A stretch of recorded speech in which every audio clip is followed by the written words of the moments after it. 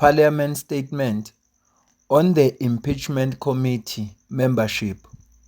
The Speaker of the National Assembly has received the names of members from political parties who will serve on the impeachment committee. The deadline for the submission of names by political parties was Friday, 22 May 2026.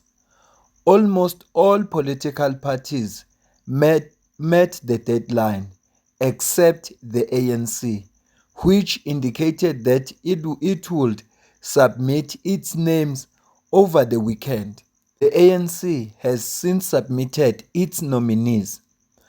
Two political parties, namely Good and the PAC, indicated that they will not participate in the committee, as each party has only one member in parliament who also serves in the executive.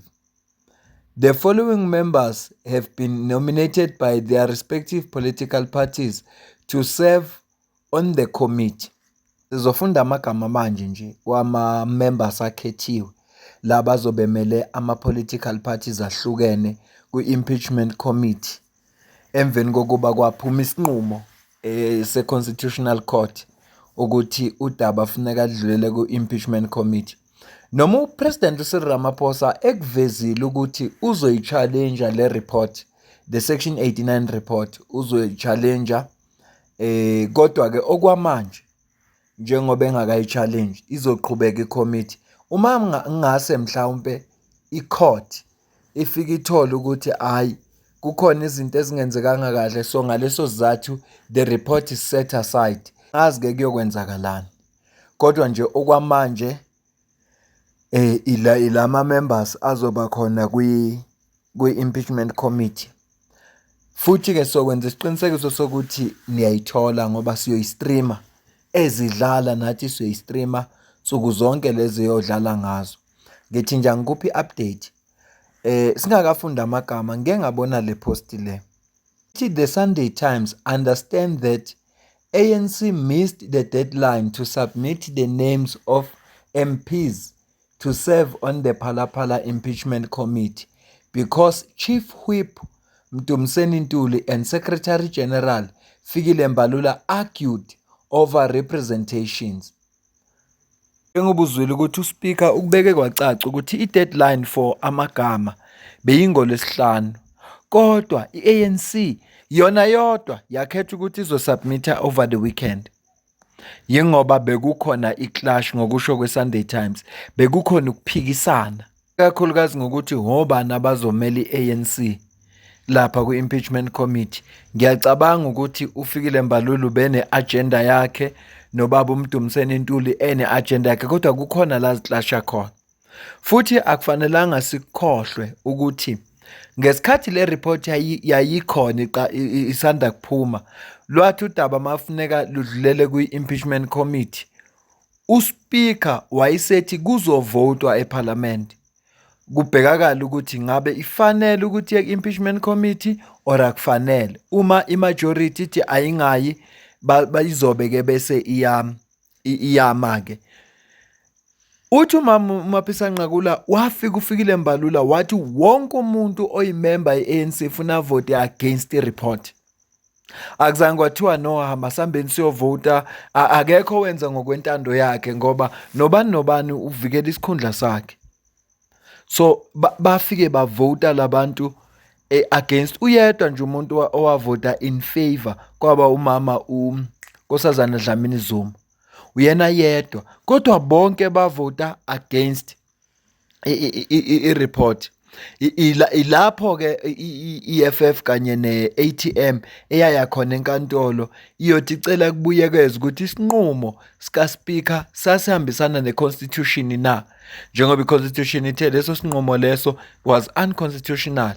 So uma kuthiwa bekube khona ukuphikisana phakathi kwalaba ababili okwaze kwaholela ukuthi kudelay ukukhishwa kwamagama, ungavuma ukuthi vele khona ngoba mhlawumbe uFikile Mbalula ufuna abantu abazovikela upresident ngayo yonke indlela.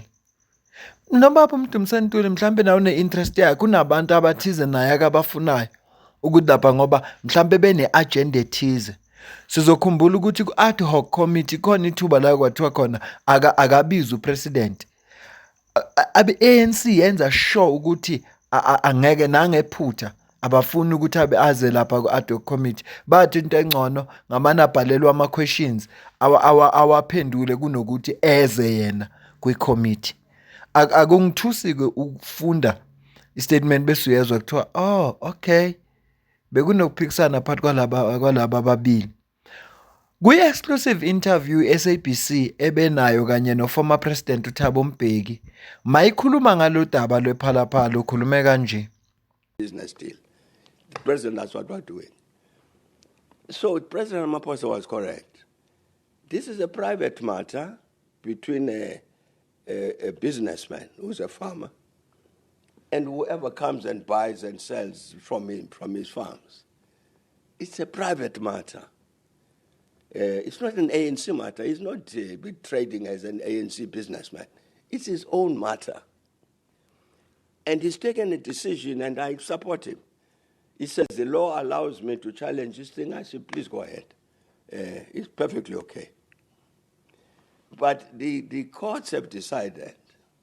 I had written to the leader of government business after they took a wrong decision, in my view, in Parliament, when they decided not to allow the process from that panel which was led by Chief Justice Ngobo, to allow the process to go to this committee.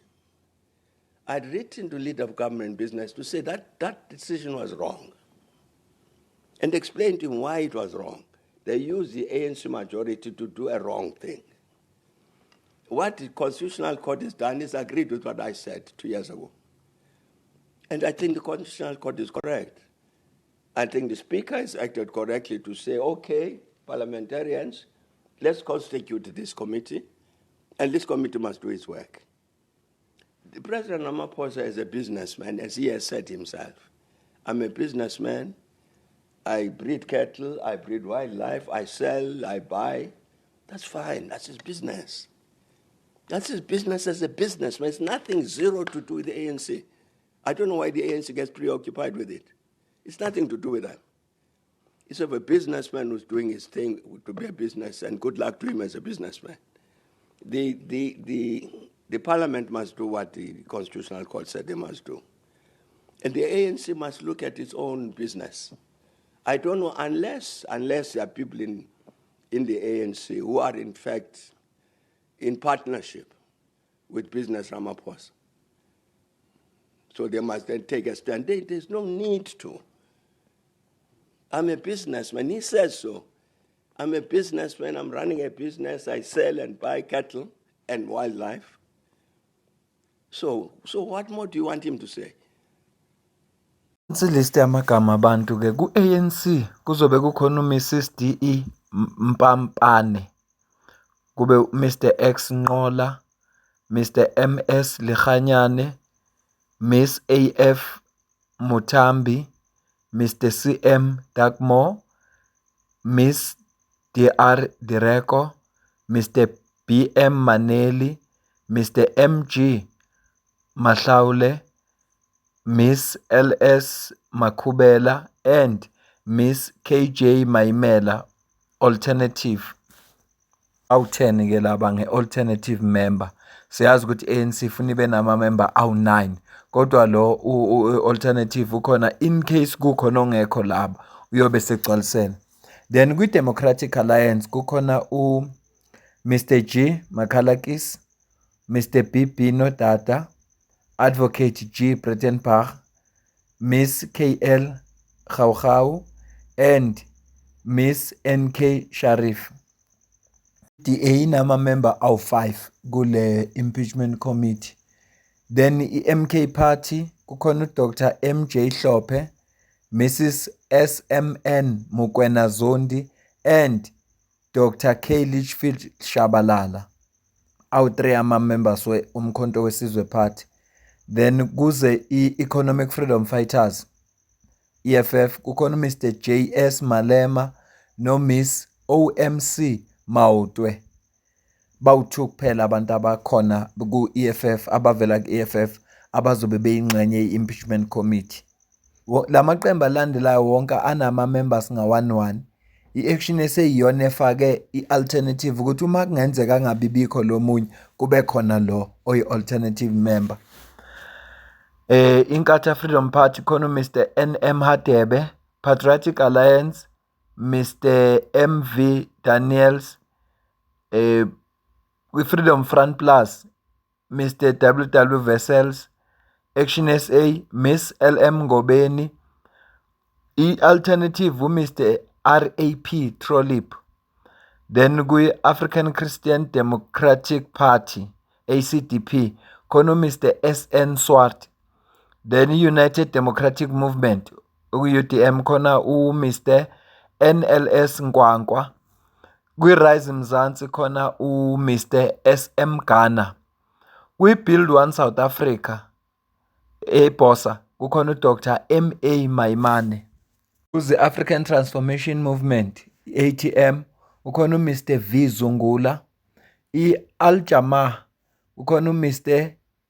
Ismail Musa, National Coloured Congress NCC khona Mr. F. Adams, ukuthi United Africans Transformation UAT khona uDr. L.W. Mahlatsi. Bona ama-member lawa ke we-impeachment committee avela kuma-political parties ehlukeneyo okufuneka investigate. Sizozwa ukuthi umsebenzi wabo uzohamba kanjani, kodwa nje uSpeaker ubesazisa ukuthi nawa ama-member asubmithwe ngama-political parties ahlukeneyo ukuze bezomela lawo ma-political party kwi-impeachment committee leyasephalamende ekufuneka ibe khona, efuneka ibheke udaba lwephalaphala. Engikufisayo mina sengathi inkantolo ingafika isichithe isicelo sika-President Ramaphosa sokureviewa i-report. Isichithe, uma ingasichithanga ithi no, lokho okubhalwe kwi-report ku-right ukuze le impeachment committee izoqhubeka ngoba ayila amaqiniso azovela khona. Sizokwazi ukuthi imali ingene kanjani eSouth Africa, yangadeclarwa, kwenzakaleni, zonke lento lezi zifuneka iy'mpendulo sizithole. Ngakho-ke kodwa uma ngase kwenzeke ilalelo lesicelo sakhe mhlawumbe inkantolo ithathe i-report i-set aside, angazi noma izoqhubeka nayo impeachment committee ngoba phela isisekelo sayo yonke le impeachment committee ngoba leya report yathi there is prima facie upresident funeka aphendule. Yingakho-ke mina ngifisa ngokwami ukuthi sengathi nje inkantolo ingasichitha isicelo sika-President Ramaphosa ukuze le impeachment committee izoqhubeka kahle ngempumelelo, sizozwe ekugcineni ukuthi imiphi imiphumela ephumayo. Asisho ukuthi khona kwenzile, kodwa afuneka aziphendulele, iqiniso libe sobala. Angibambe le video, bengithi nje angikwazisa ukuthi uSpeaker wakhiphile amagama abantu abavela kuma-political parties ahlukeneyo ne-ANC ebesibikelwe ngayo ukuthi ayisubmithile njengenxa yezimpi eyikhona ngaphakathi, esigcine yathatha isinqumo sokuthi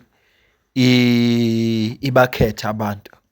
Ngibonile khona-ke nobaba uSoviet Likhanyana, ngambona chairperson o-right ku-ad hoc committee. Namanje mangathiwa akukhethe u-chairperson, mina ngingathi nje akukhethwe yena impela ngoba akayi ngokuthi uphuma kuliphi iqembu futhi ufair. Makukhulunywa ngomuntu ofair.